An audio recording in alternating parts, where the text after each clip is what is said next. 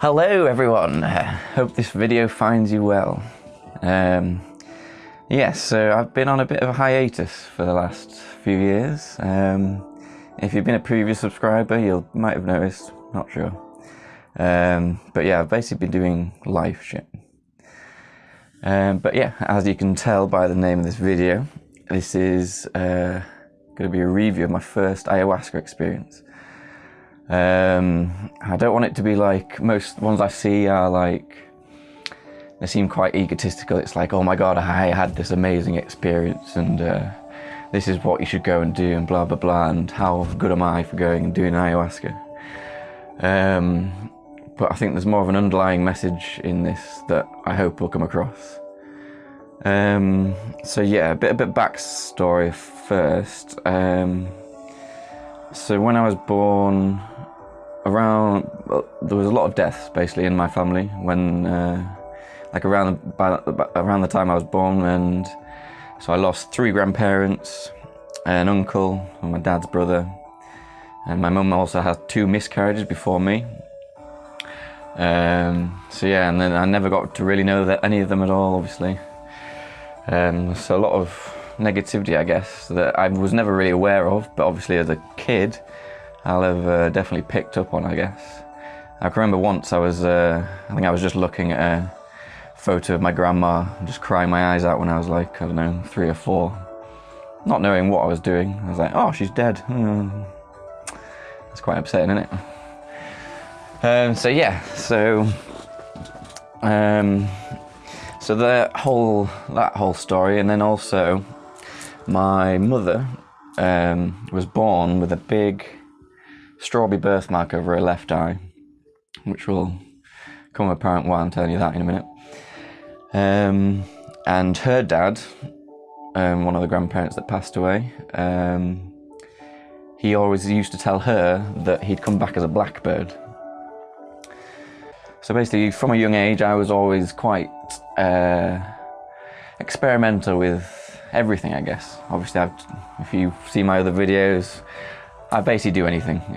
My entire career has been adrenaline chasing, sort of circus performing, flipping off things, that sort of thing. So yeah, I think in life I've always just had this idea that I want to experience everything. And I think with sort of psychedelics and that sort of thing, it's gradually come to the point where ayahuasca has become, right, that's the thing that I want to experience now. I guess that's a couple of things really. To be honest, I felt like a bit of a disconnection with everyone really. I felt like I had no real sort of real connection with anyone. It was like I didn't think anyone else thought like I did. And it was very hard. It's like I thought either I was going insane or the world was just going insane. So anyway, that sort of leads me down to this taking ayahuasca, and one of my friends that I used to work with a couple of years ago, she just posts this Ayahuasca Ceremonies on Facebook, and I was like, oh, I'll have a look at that. And I basically booked for a two-day ceremony in Mallorca. And this is another thing that'll come apparent why everything happens for a reason later on. But I booked for 2 nights, and when I got to Mallorca, basically told me it's been cancelled, not enough people had booked on. So obviously quite upset, but hey ho. And they basically offered me 3 nights, but on a different location at a different time. So basically I went to Barcelona, and this was exactly 2 years ago now, and that's sort of why I'm doing the video now. I think I've still been processing it really until now.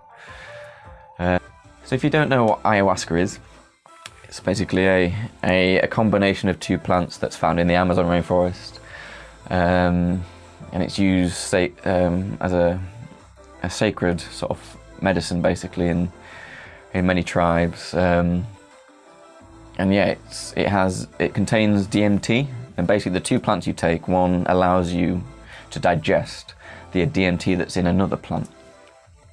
So in itself, that is such a discovery that's amazing in itself.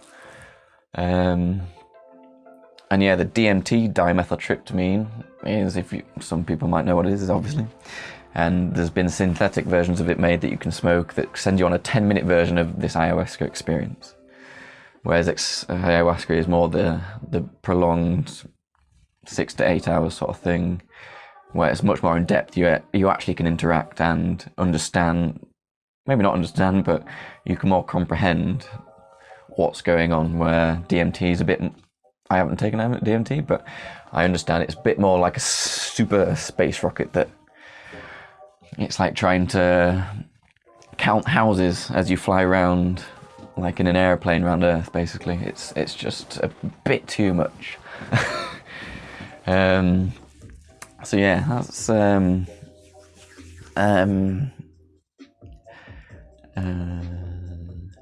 yeah, the DMT is also, it's the chemical that's released in the pineal gland. Also, when you're dreaming, it's like, I believe it's involved with the sort of that intermediate state between sleep and awake.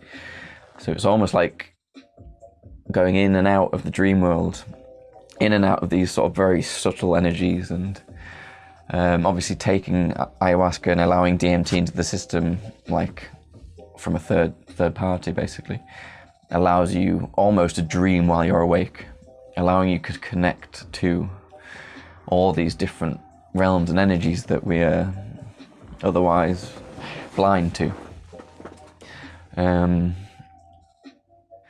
So the night before I go to my ceremony, before I go get the flight,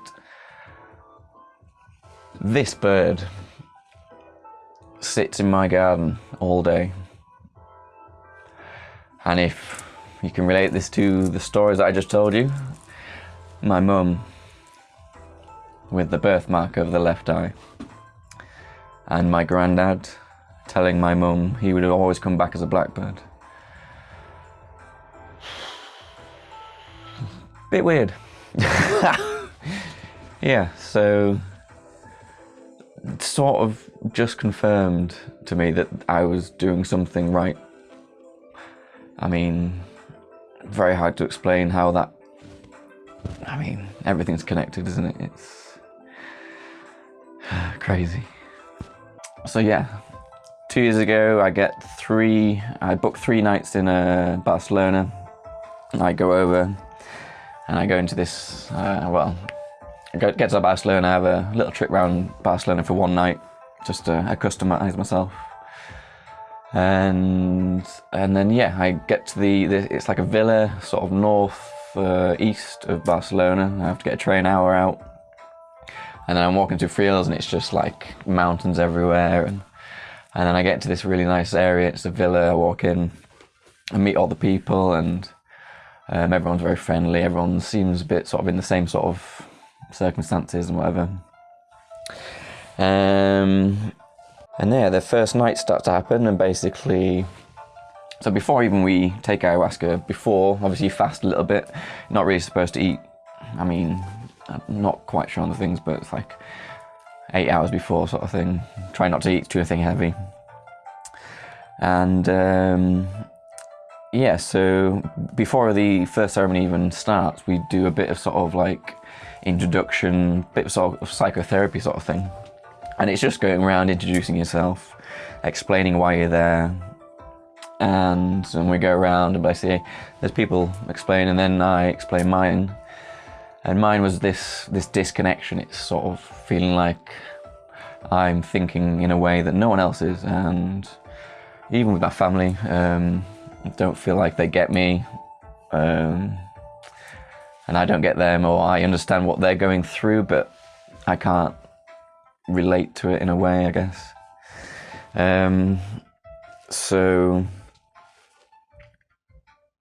So yeah, I start explaining that I have this disconnection. I think there's many very strange stories and problems in the world at the moment, as I'm sure you've realised if you're watching this video.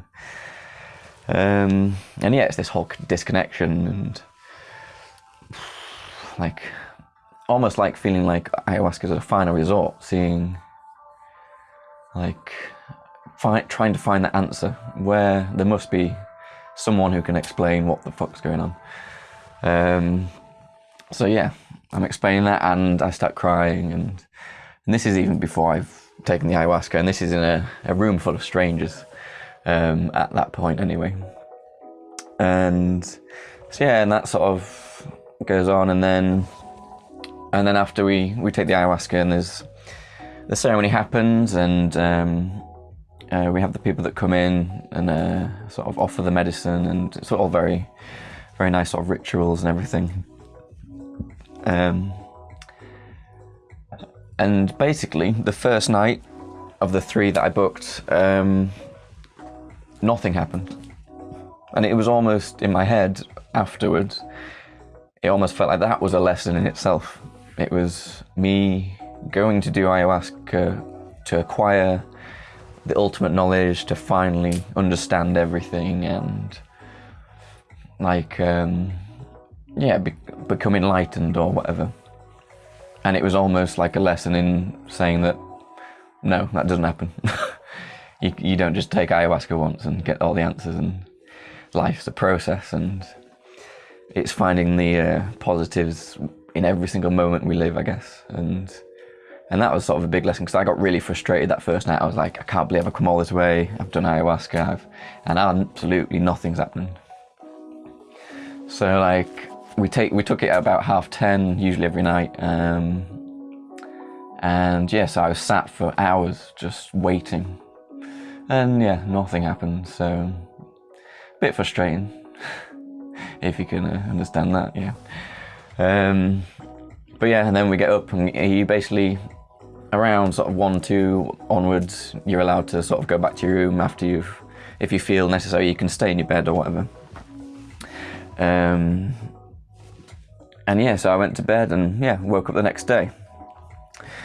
And then on the second day, a strange thing that happened on the morning was, when I woke up, I was, you know, when you lay in bed, you still have your eyes closed, you're in a room with other people, and then I'm thinking about waking up, and I'm a bit sort of nervous about talking to people.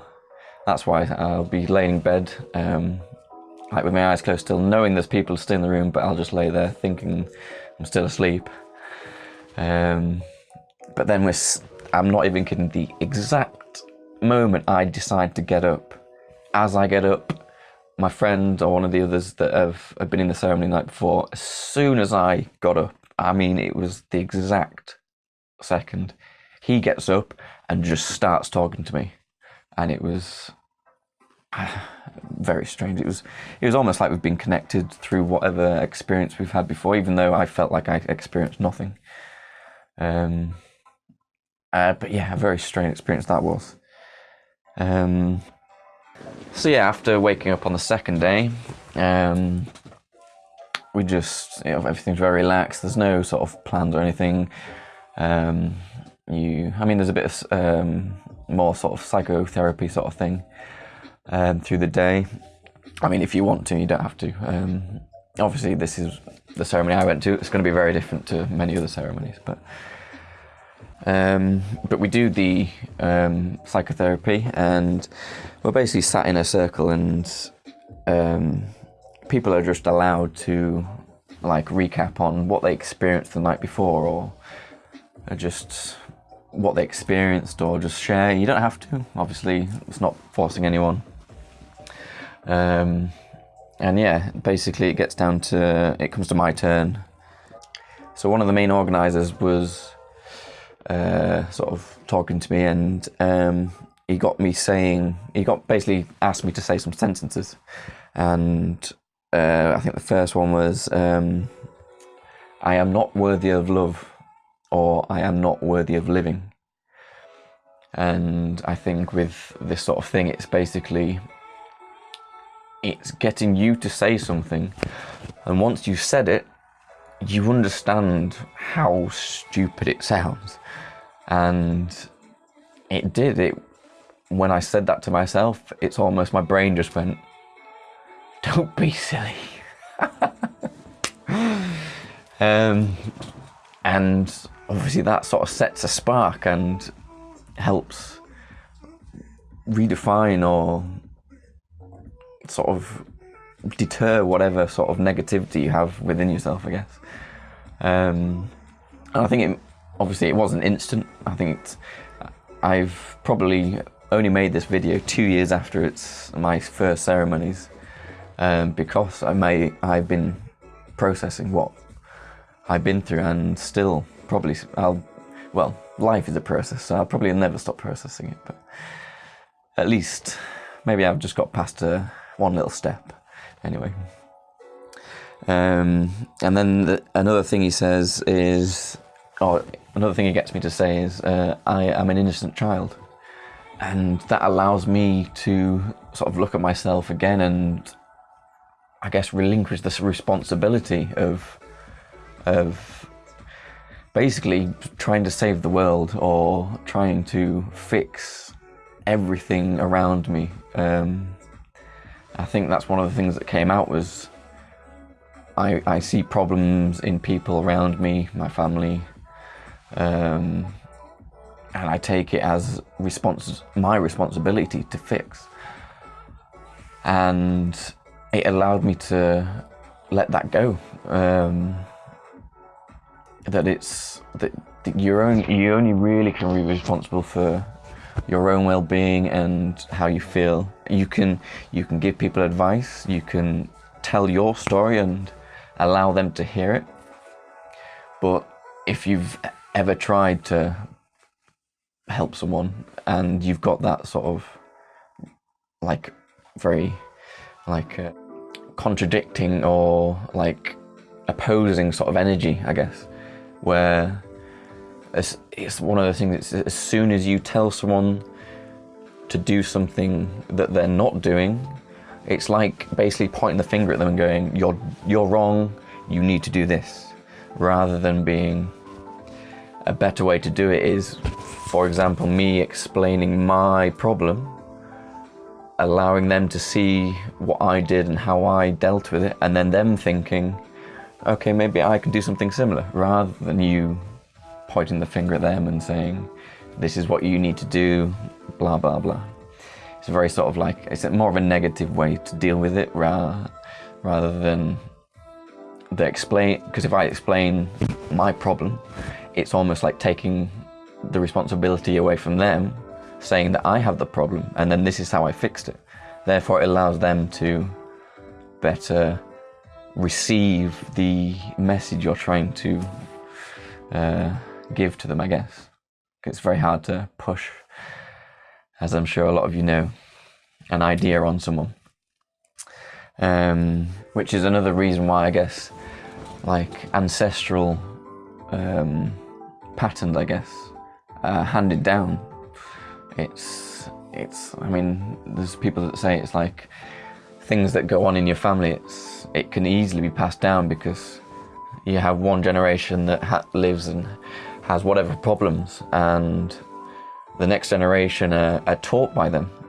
They are almost like a mirror image.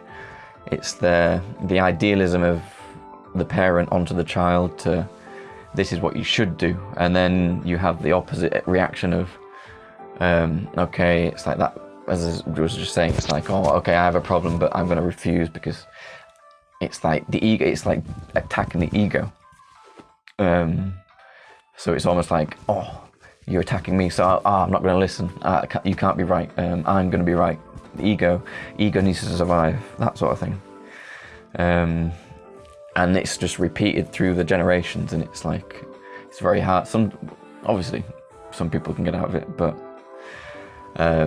that's what life's about. It's the learning. But yeah, this very systemic sort of perpetual problems that are just passed on, basically, I think. So after the psychotherapy of the second day, we again have a little bit of fasting, very light eating in the afternoon. If you can, it's allowing the energy, I guess, to be deterred away from the digestion into the more spiritual, esoterical, whatever it is, the communication with ayahuasca. And yeah, I've come to understand it's ayahuasca. She has her own spirit. She's she's a living being that's been alive for thousands of years, and by ingesting part of her, basically, it's allowing you to communicate with her, and it's very much like a two-way conversation. You can ask questions and you can get answers, and I think this being my first set of ceremonies, I think I was a bit more naive, thinking I will just go in and she will just download me with everything that I need to know. And obviously the first night did not happen, angry, blah, blah, blah. But then the second night, so when you take ayahuasca, it's almost like I relate to like a cold off mocha, like in a little shop, basically. It tastes different every time. I think there's obviously the mixes of different things they put in, and depending on the plants you use, obviously there's different sort of plants that you can have for the DMT and the MOA inhibitor. But yeah, so it's always going to be slightly different depending on where you go, who you do it with. But yeah, so on the second night I take the first shot, and again nothing seems to happen, and again that frustration comes in. It's like, I cannot believe I've come all this way. It's the second time I've done it and nothing's happening. And then the night goes on, and during every night they usually offer you up to two shots, basically, two espressos. And so yeah, I take the first one, nothing happens, and then second one comes around, I'm like, definitely need to go, bang, let's see how this goes. And yeah, something starts to happen, basically.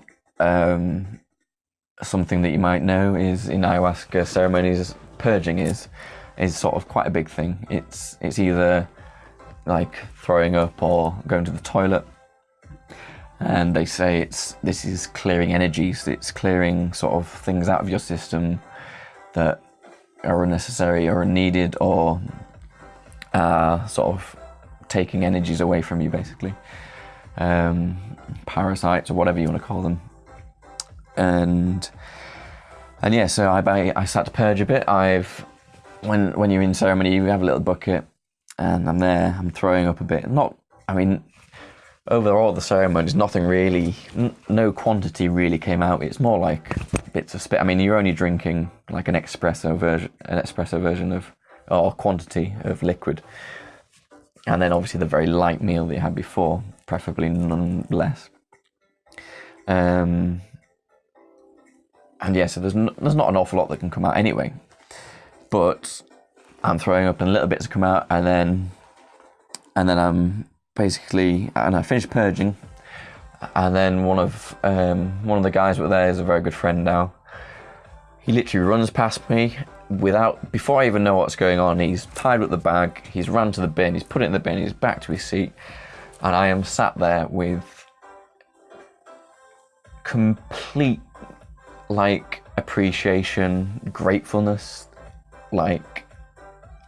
the fact that someone would even see that happening and come and do it for me, because usually they say that they like you to, when you've purged, to wrap your own thing up and put it in the bin as a sort of self-empowering or sort of like individual experience sort of thing. It allows you to relate to the idea that you're the one who's done the work of taking or healing yourself and taking this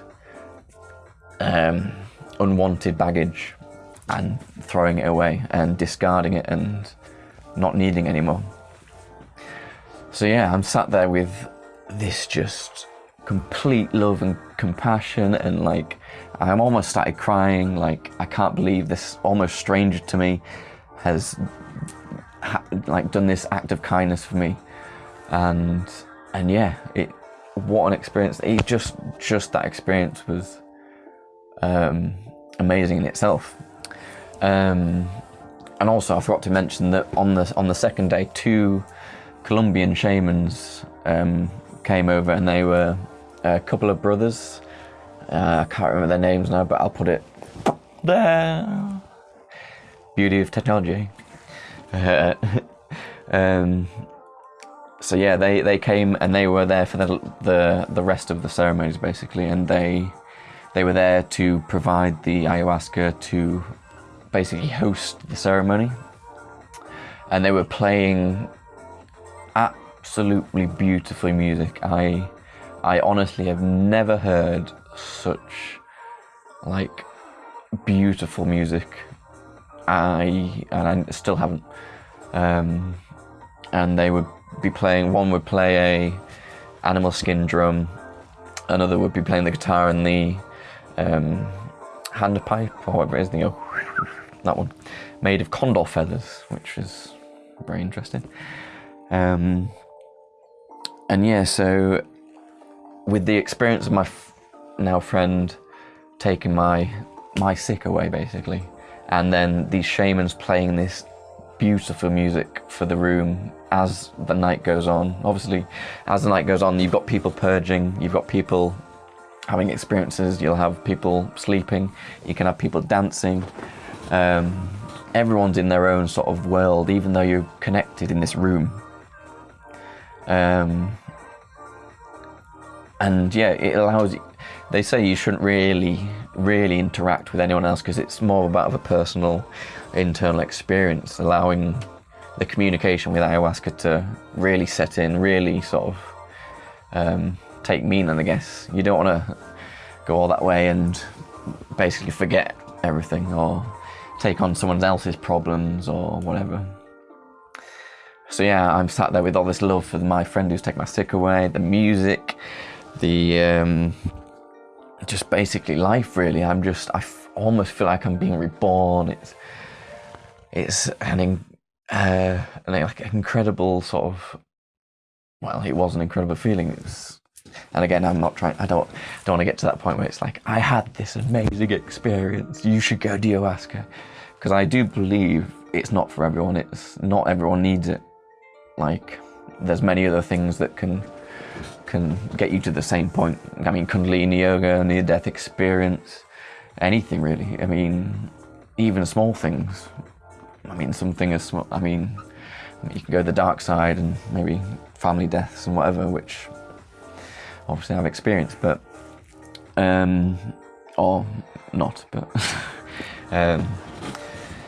but yeah, so as I'm feeling this love and I had this huge appreciation for everything, suddenly Mike, my dad's brother, the uncle that passed away, I start to think about him, and he it feels like he's there he's present or whatever, and I start to feel upset again, and I go from this massive loving experience, this whole positive like feeling, and then suddenly I start to think about Mike, and that starts to bring me down, and then suddenly I was just about on the verge to burst out crying, and then this sudden little switch just turned and said, it was almost like Mike was there saying, it's like just accept it.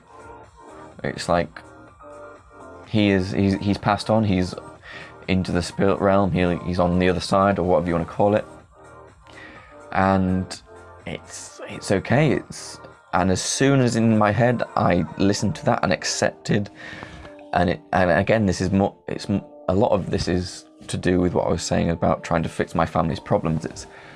I think maybe it's affected my dad quite a bit, because they were close when they were younger, and to lose a brother when I think he was late 30s, 40s maybe, I'd have to check, but I mean, that's young.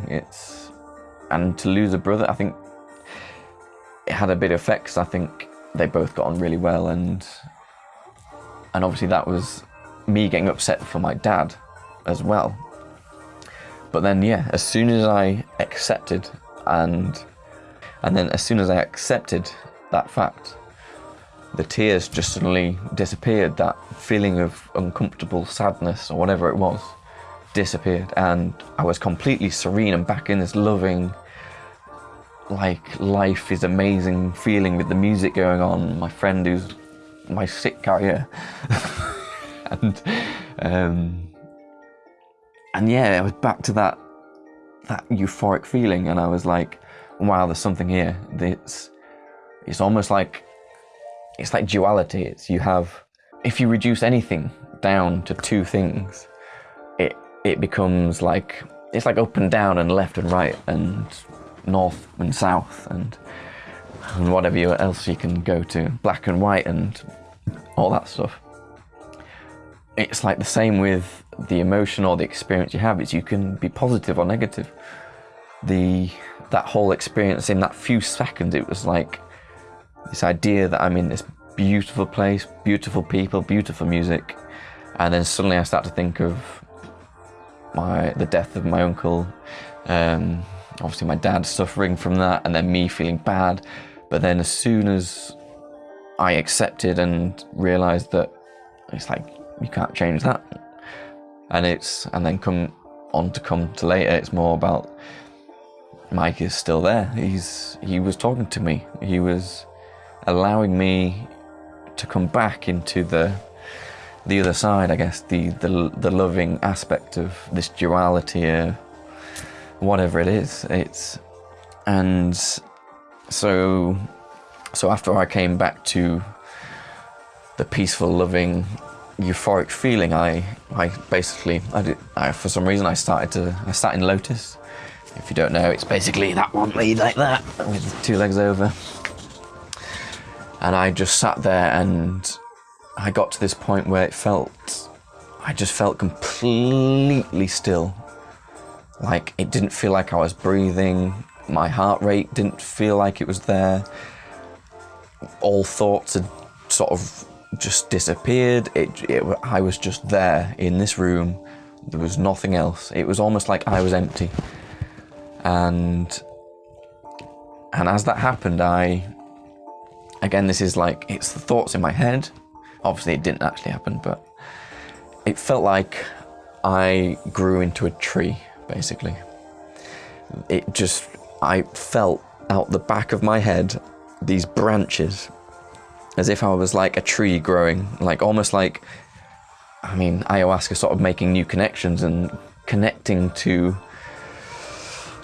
whatever it is that could have so many names. And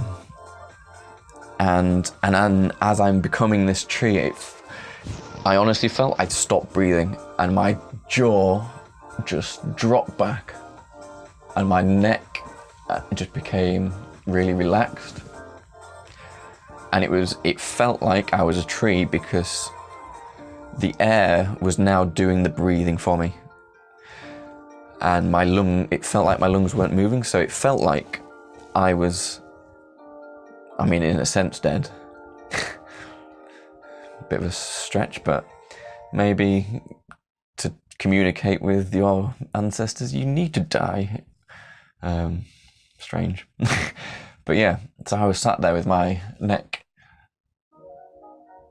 just like that, and it just felt like the air was doing the breathing for me. And again, another very sort of euphoric, like, feeling, I guess it was.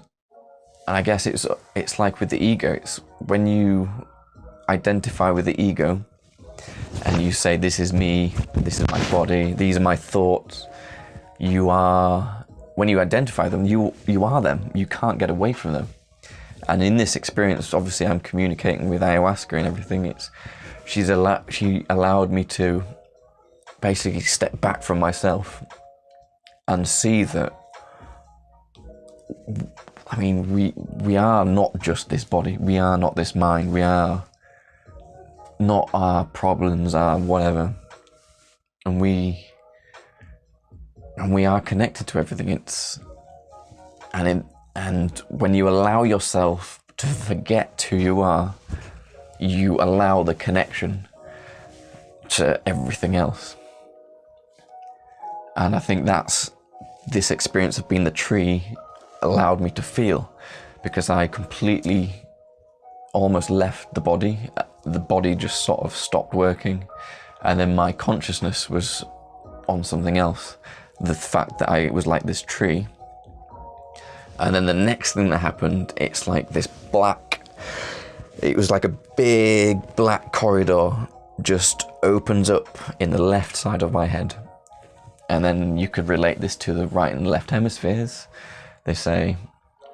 So obviously it's the left side of my body that went black. So that relates to the right side of the hemisphere of the brain, which is to do with that creative, connective, artistic, like oneness, all that thing. Whereas the left side of the brain is said to be the logical, mathematical, this is that, this is this, all that sort of thing. And as this corridor opened in the left side of my head, I swear what it felt like was happening was Ayahuasca. She was down the end of the corridor and she was saying, Josh, come down here. And I was like, in my head, I was like, well, I can't. I need to get up or leave this body or something. I can't just come down this corridor, can I? And Ayahuasca just went, no, no, no. And I instantly got what she meant. And it was to do with the ego again. It was the idea that I am me, I am this body, I am my thoughts. So that because I still think that, I can't come down the corridor. Whereas if I remember and like understand that I am everything, I am more than this body, more than my thoughts, more than my experiences. Obviously the ego allows us to experience the life of a single entity until we pass on to another one, but that's a whole other story. But yeah, that idea that it allowed me to then understand that Josh is a concept, or monks. I'm called Josh, don't know. Or monks is a concept that I've made in my head that I act out in life as I live.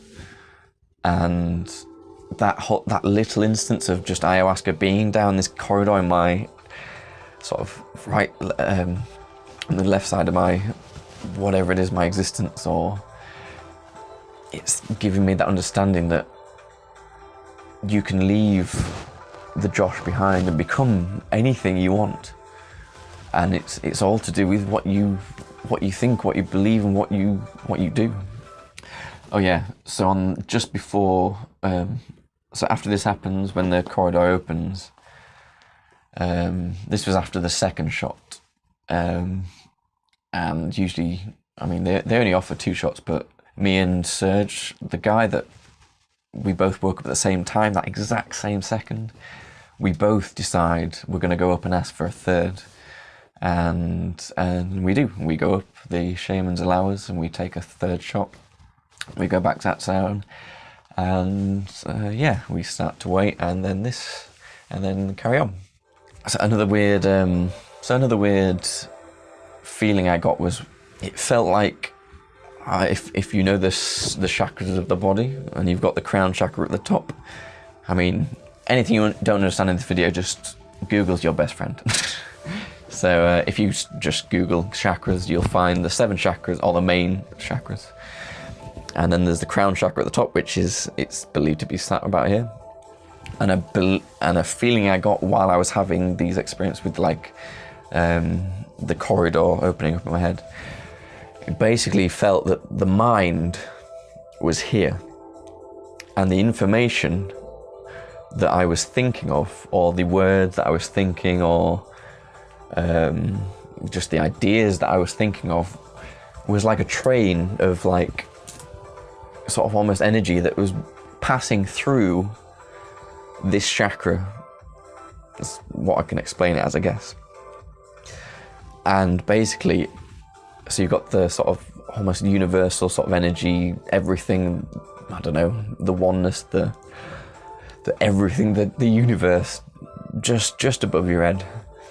And then me, here with this like two-sided black-white corridor, basically just taking little bits of the information in from this whole sort of massive amalgamation of just information of everything, and then that sort of like, and then I don't know, coming through the third eye. I don't know. Again, I have to experience some more before I can explain that better. So yeah, basically as this is happening, and then as soon as I've accepted the idea that I can release the idea of myself, the idea of Josh, the idea of monks, the idea that I'm human, I suddenly just fell back, and as my body hit the floor, it felt like just two big golden wings just shot out the back of my back under the floorboard of the room and just flapped. Must have been about, I don't know, 5-7 meters, and it felt like they were just sort of flapping underneath the floorboards, and it felt like that I was now an angel protecting everyone else in the room. That was probably the no, not yet, but of that night, the most euphoric feeling. And it was just like, I'm an angel. I can do anything I want. And I guess that sort of duality that I was talking about earlier, that's a life lesson that ayahuasca was teaching me that night. It's this idea that you have the choice between positive and negative. You can find the beauty in every moment. And I guess that whole first night sort of showed me that, and that if you believe and want to be, you can be an angel. You can do anything you want. You can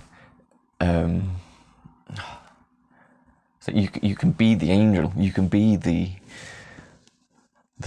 savior if you really want to. But if you want to, you can also be the devil. You can be the negative. It's depending on what you focus on.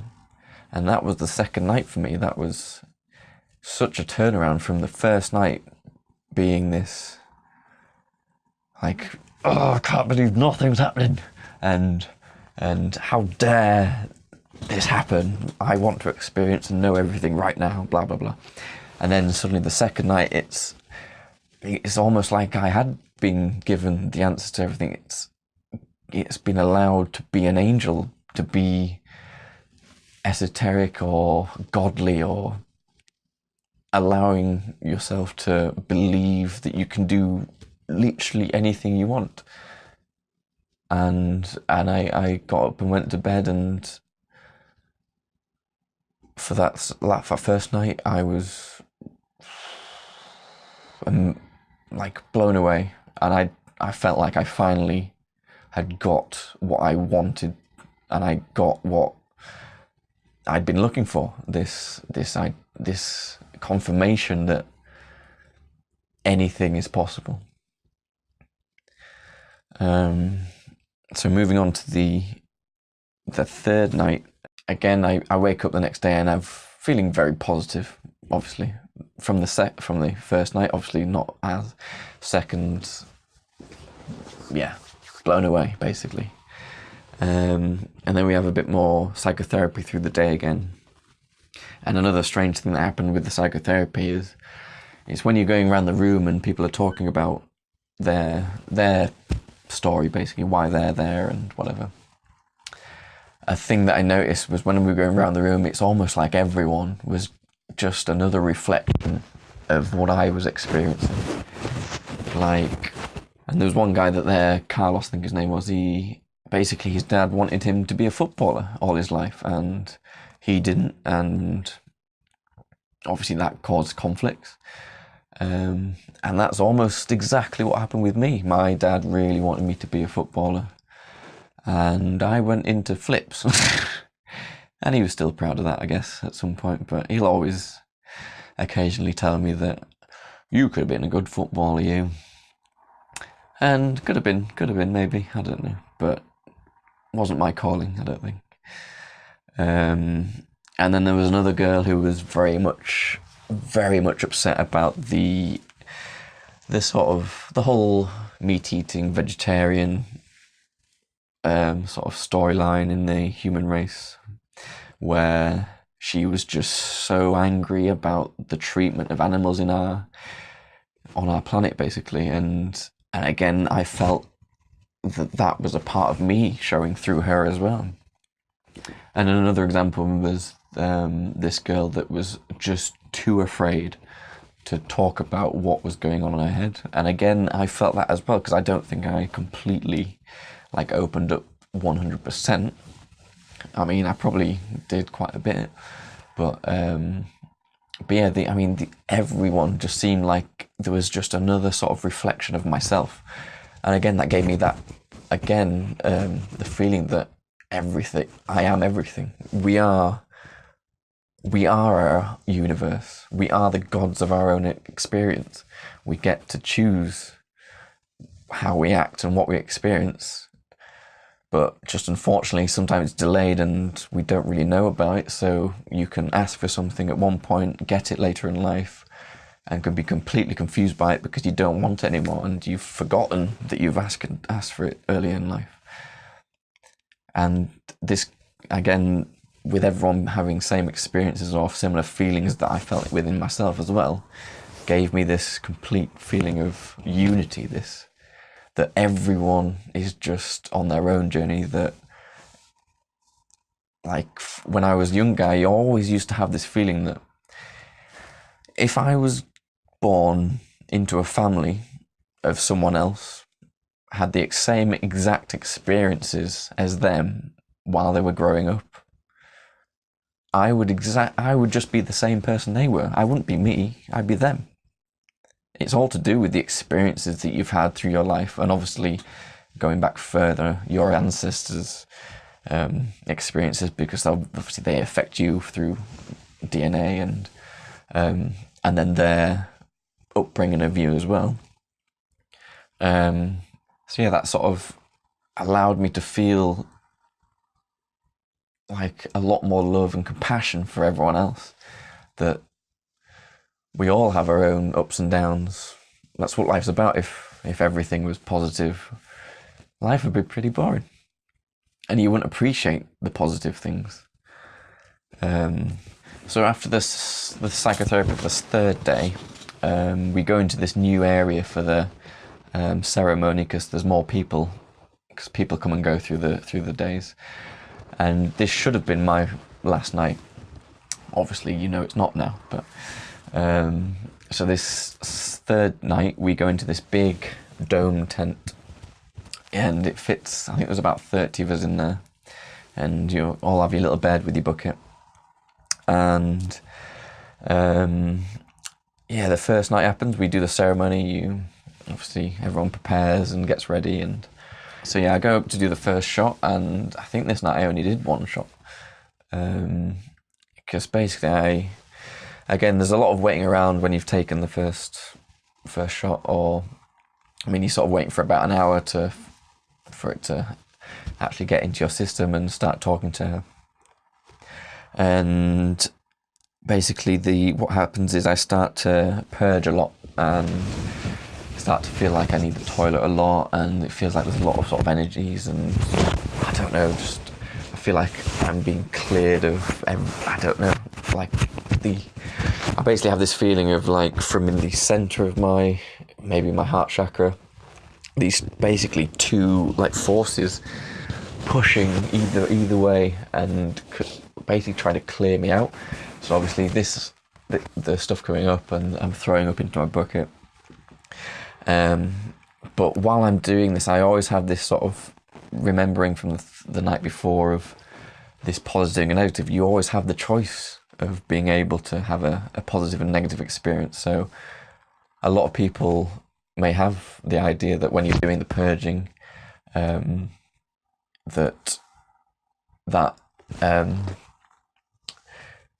is a bad thing, that you should try and step away or whatever. Whereas I could have this centered experience of okay, I'm doing this is has a purpose. These are things that need to come out or whatever. So yeah, I'm purging and I'm going to the toilet a few times, and then there's even a few times when I'm in my bed and I feel like I need to go to the toilet, and I basically say to myself, well, it's almost like the fear of shitting myself in front of all these people is why I'm feeling this energy sort of trying to exit me, and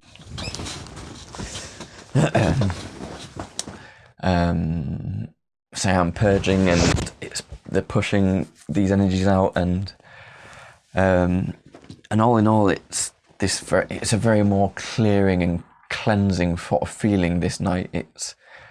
It's starting off obviously a bit comfortable and getting all this stuff out and whatever it is, and then at one point I look over to one of the guys that are helping with he was basically a mechanic. He was he sort of helped to fix he was more mechanical. He was like fixing things and like the heating and that sort of thing. And I saw him. He was purging, and I could see him. It was almost like he was possessed. He was on all fours, and he was over his bucket, and he would sort of do strange movements, and then suddenly, and just nothing would come out. But in my mind, I don't know if it was my mind or what I could see, but just this white mist would come out of his mouth and just sort of trail away. And again, that's not a usual thing to see, but in my mind it was these negative energies, these negative whatever we've taken in from too many aspects in our lives to even try and explain, I guess. Leaving his body, leaving him, and that almost gave me the comfortable feeling that must be what's happening to me as well. So accept this, allow it to happen, and go with it. And eventually it got to the point where I felt euphoric again, and it felt like these negative feelings had left me, and I can remember it all. There was no words, I guess, but it felt like there was some sort of comforting energy around me.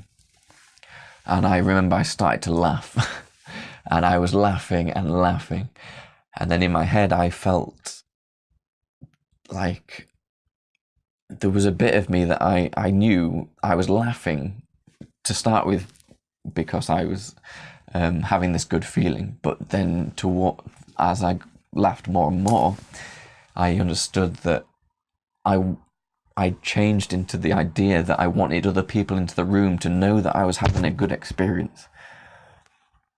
So I kept coming back to the ego. It's like, I am the best. I am having this awesome experience, blah, blah, blah.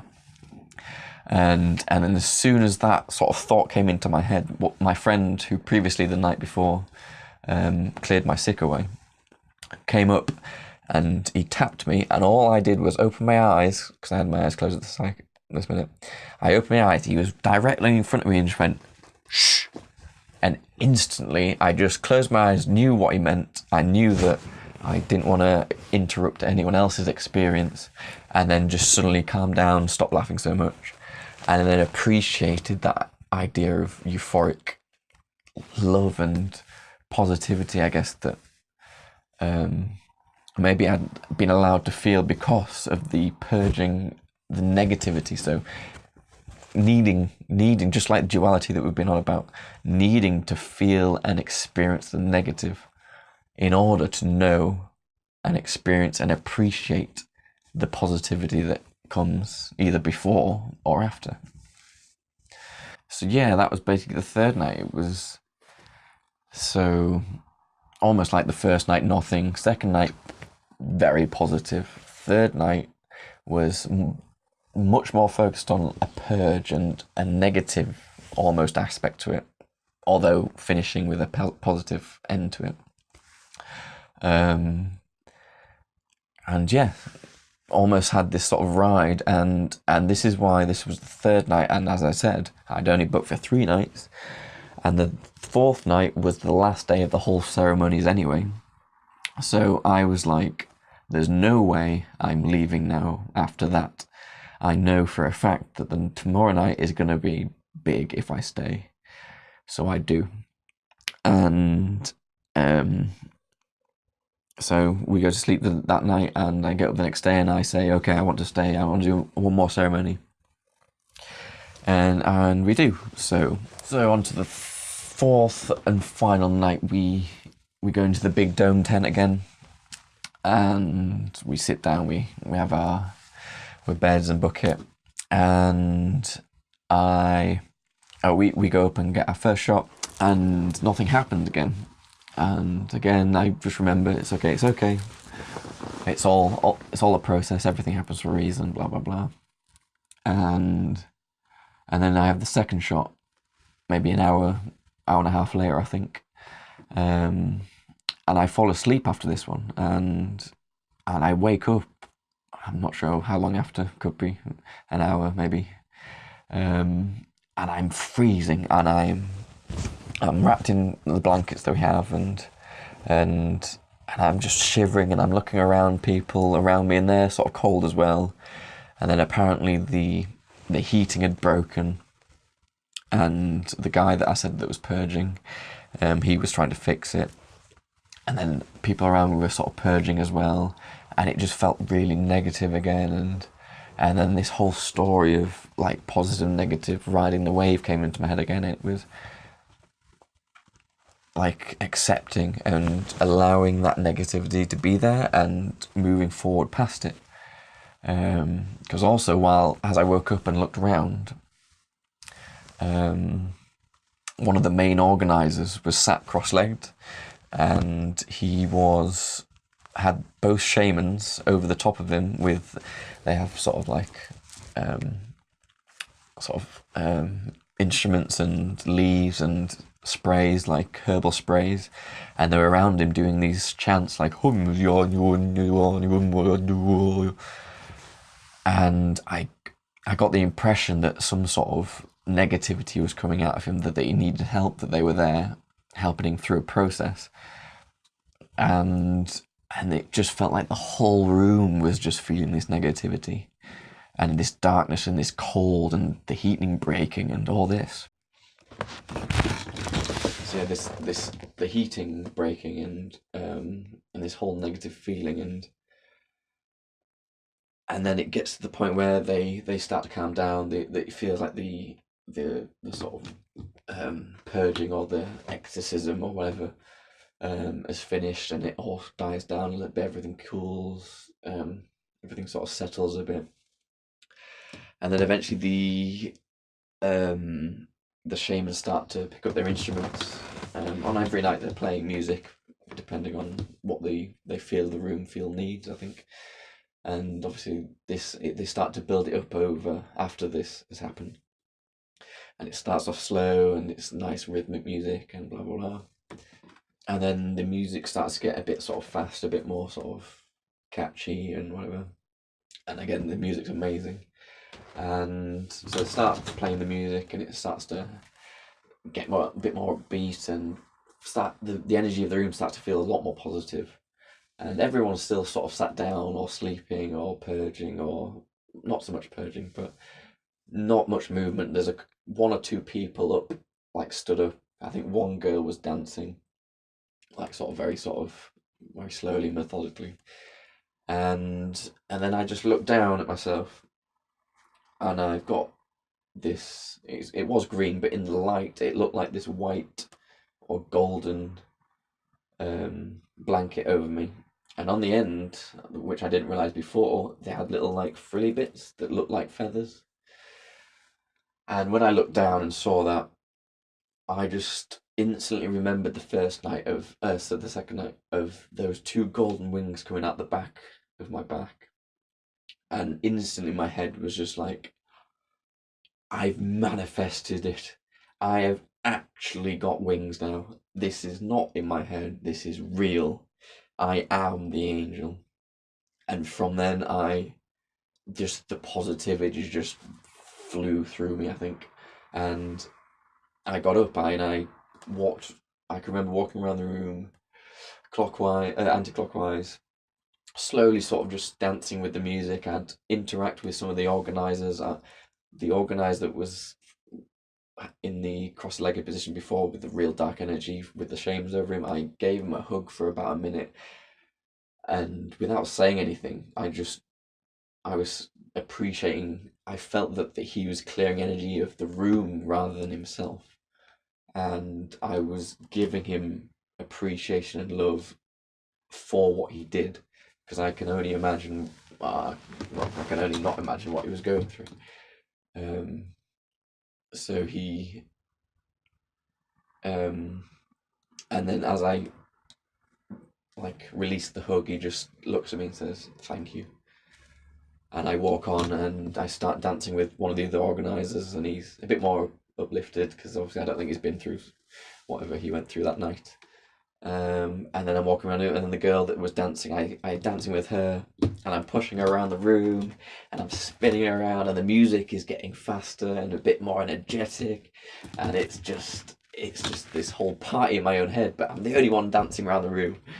And I'm going round and round, and then I come back to my seat, and then I'm sort of just sat there for a bit, and then for some reason I get up and go around the other way. I go around clockwise. I sit next to the shamans for a bit while they're playing music, really getting into the music, and this just whole positive energy that's going through me. And then after I've gone round the other way, I come back to my bed, and the music is going and going, and then with the quilt over me still, I'm spinning, and I'm spinning on my bed, and as the music's going and going, and then suddenly I just sit down like with this spin, and then as soon as I sit down, the shamans just like finish the music off right on beat as I sit down, and then just suddenly this like serene silence of the whole room just goes, and it's just this complete sort of serenity. And I mean, what an amazing experience that was, and that sort of led me to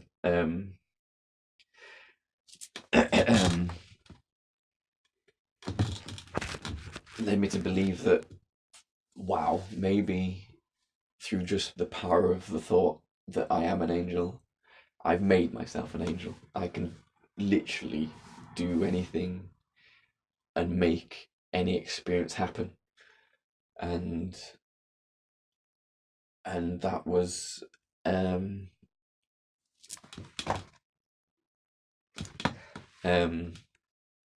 so because of that feeling going through my head, I sat into lotus position, and I was sort of just playing with my hands. I was doing all this sort of weird, I don't know, I was just playing, and I was like, it felt like as I was doing these sort of hand gestures that I felt like I was creating this ball of energy, almost like a spirit bomb, just within my hands, and I could make it large and small, and just sort of play around with it. And I thought, basically, it felt like this was pure love, just energetic, unadulterated, pure golden energy of love.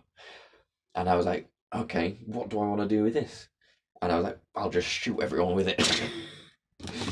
So basically, I just went, whoosh, and it just felt like, I don't know, the chakras in the hand maybe, that it just felt like I was beaming this like point of golden light just around the room, and people all laying down, a lot of us asleep, or just processing what they've done, just sat there very quietly. No one, I don't think people were taking notice of me anymore. And just beaming this beam of light all the way around the room. I was like, yeah, have some love, yeah. And then after a bit of that, I was doing a bit more yoga. I was sort of doing these weird, like, sort of like stretches, and then it got to the point where my energy levels just dropped, and I just laid down into bed, and from then on, I laid there still, and there was still a good few hours left of the last night. But after I did, one by one, the other people in the room would slowly get up and start to be a bit more active, and more and more dancing were coming in. People were clapping after the songs that the shamans were playing. And then there was another thing where there was one song they were playing, and I was laying there and completely still in my bed because I was just out of energy. But there were certain points in this song that they were playing where I would uncontrollably sing along or shout out in these weird lyrical like sounds, and I honestly couldn't control it. It was like, I guess that the sound was a bit like Yahoo! And it was specific parts of the song, and I can remember when the bit in the song was coming up, there was a couple of the people that I'd met like near me, and I could see them sort of looking over at me and going, "He's going to do it again." And I can remember once or twice I'd look at them and go, "I'm not doing it. I'm not doing it. It's over now." And I still would. It would just, Yahoo! It would just come out in complete unison with this, with the shaman singing, and I still don't know what that's about, but I think maybe it was a bit more of my sort of childlike like positivity coming back, I guess. And as I say, yeah, the night went on from there, and everyone just was getting up more and more. Obviously, some people were still sleeping and purging and in their own process, but most of the room was up and clapping, and the whole room was like a party. And it was just the best possible end to the 4 days that I had, and I was so glad I stayed for that last night. I guess, I mean, going from that, I after that ceremony, I finished the ceremony and go to bed. I write in my diary, and I try and write everything that has gone on, and I'm still. I guess the whole thing is you very compass mentis. You never really sort of. It's not like being drunk or anything. You can close your eyes and go into the realm. You can feel the energy, the talking, the ayahuasca, her communicating with you, I guess, and then you can open your eyes and you're pretty much sober. There's nothing. There's no. I mean, there's some trails that you get from like mushrooms, that sort of thing, but it's very, very like you're very much in control. It's like it's nothing like 20 pints or how you get after a lovely night on the town or whatever. But yeah, the camera just died as I finished saying that. Everything happens for a reason, eh? But basically, I think from the experience that I've explained is the whole story of the negative, the positive. You can be whatever you want to be. In the famous words of that old fella, to be or not to be, that is the question. But that mixed with the idea of the bird showing up the day before I go to do this, and then when I was laughing, and later on I forgot to say that my friend who came over and said shush to me, he basically told me that in that moment I was meeting my ancestors. That energy that was around me was them showing that they're here and around me and will be supportive and be there for me. There's no need to worry. There's no need to fear life. There's nothing in this world that you cannot do if you have faith and believe in yourself. You are the God of your own universe. You have the power to create whatever you want. And I think sometimes you got to go through some negatives, otherwise you don't appreciate the positive, but anything's possible. And I can only... I don't actually believe it. Oh no. Fuck. The bird. He's there. Oh my god. If that is not a sign, I don't know what is. But there he is. Can you see him? I hope you can see this on the camera. Fuck. Yep, that's him. You're right, Grandad.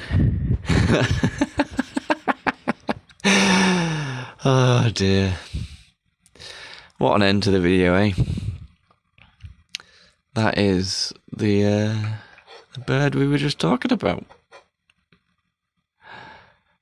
Can you see? If you, I hope you can see the. Oh, there's a friend. Oh, that might be you. Oh God. Wow.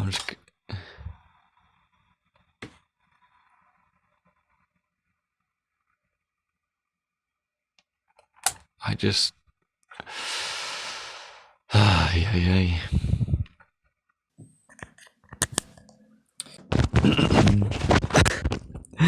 That is the most perfect end to this video. Subscribe, do all that shit, like, whatever, if you really want to. All I want you to do is take this message, the spirits, the dead, they're not ever gone. Love to you all. Live life. Create whatever you want. Godspeed.